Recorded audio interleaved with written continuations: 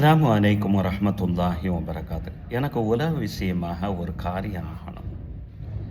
அதுக்கு ஒரு குறிப்பிட்ட நபரை நம்ம சந்திச்சே ஆகணும் என்று சொன்னால், அவரை பார்க்குற இடமெல்லாம் அந்த காரியத்தை பற்றி அந்த விஷயத்தை பற்றி நம்ம சொல்ல மாட்டோம்.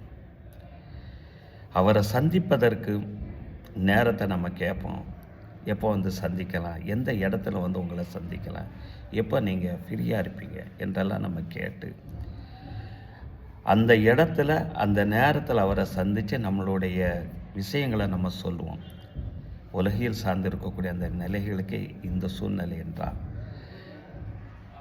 இந்த உலகத்தை படைத்து பரிபாலிக்கக்கூடிய அந்த இறைவன்கிட்ட நம்ம பிரார்த்தனை செய்கிறோம் என்று சொன்னால், எல்லா நேரமும் கேட்கக்கூடிய அந்த துவாக்களை இறைவன் ஏற்றுக்கொள்கிறான். என்றாலும் நபி ஸல்லல்லாஹு அலைஹி வஸல்லம் 2 இடங்களை சொல்கிறாங்க. நீங்கள் அந்த நேரத்தில் கேளுங்க, இறைவன் செவிதாழ்த்தி கேட்குகிறான், அதற்குண்டான பதிலை உங்களுக்கு உடனாக தருகிறான் என்கிறார்கள் நபி ஸல்லல்லாஹு அலைஹி வஸல்லம் அவர்கள். ஆனால் பாருங்கள், துரதிர்ஷ்டம், அந்த 2 நேரங்களிலும் நம்ம பொடுபோக்குத்தனமாகத்தான் இருக்கிறோம்.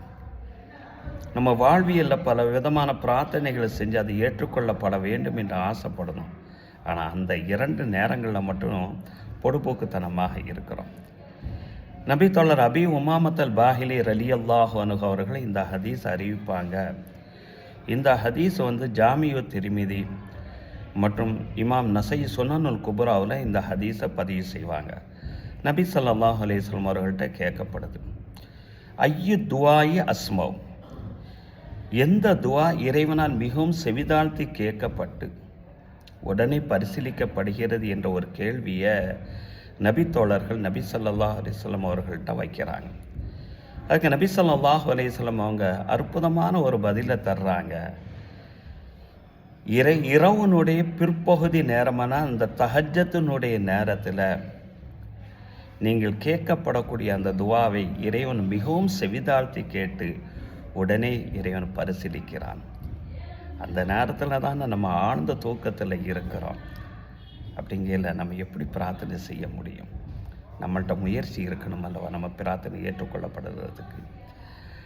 அடுத்ததாக நபி ஸல்லல்லாஹு அலைஹி வஸல்லம் சொல்கிறாங்க, இறைவனால் கடமையாக்கப்பட்ட அந்த 5 தொழுகைக்கு பின்னால் கேட்கப்படக்கூடிய அந்த பிரார்த்தனைகள் இறைவனால் மிகவும் கவனமாக கேட்கப்பட்டு உடனே பதிலளிக்கப்படுகிறது என்று நபி ஸல்லல்லாஹு அலைஹி வஸல்லம் சொல்கிறாங்க. நம்ம 5 தொழுகைகளுக்கு ஏதாவது ஒரு காரணத்தை சொல்லி தள்ளி போட்டுக்கிட்டே போகிறோம். அப்படிங்கிற அந்த நேரத்தில் எப்படி துவா செய்ய முடியும்? இதுதாங்க நம்ம துரதிர்ஷ்டமான ஒரு நிலை. யோசிங்க.